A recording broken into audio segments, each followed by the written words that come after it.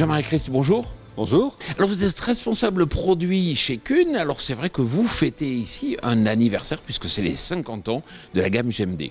Tout à fait, ça fait 50 ans effectivement que les premières faucheuses à disque, avec disque ovale d'ailleurs, sont apparues sur le marché et ça a beaucoup bouleversé notamment la récolte du fourrage en Europe et ensuite à travers le monde.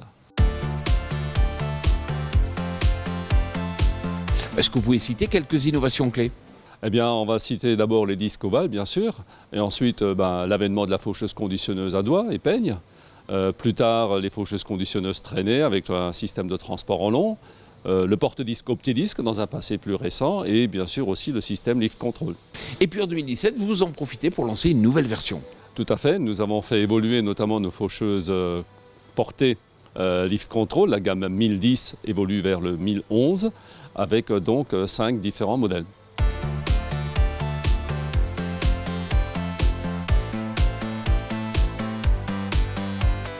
On va commencer par l'attelage au tracteur qui a été optimisé pour pouvoir faire un meilleur déport gauche-droite de la machine et optimisé avec une faucheuse frontale quand elle est associée.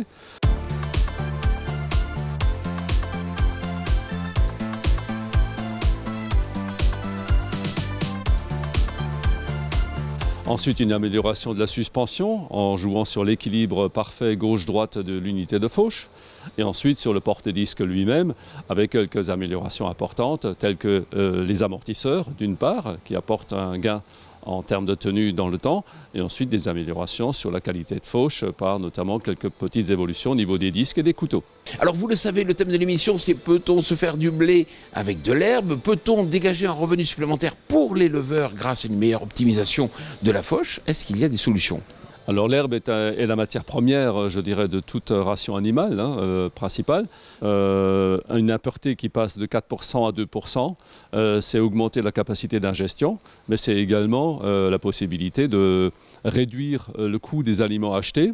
Et là, des études menées par des gens compétents annoncent des chiffres jusqu'à 80-90 € par hectare par an, ce qui n'est pas négligeable. Alors, si on s'intéresse également à la culture de la lusienne, qui est quand même une culture en développement et qui présente de nombreux intérêts sur le plan économique, sur le plan également pour les cultures à suivre, il faut quand même voir qu'en fonction des études qui ont été menées, et la plus récente avec Arvalis en France, les taux de perte lors d'un process complet de récolte vont de 400 à 800 000 kg/hectare de matière sèche. Ça représente quand même 25% de la matière première sur pied.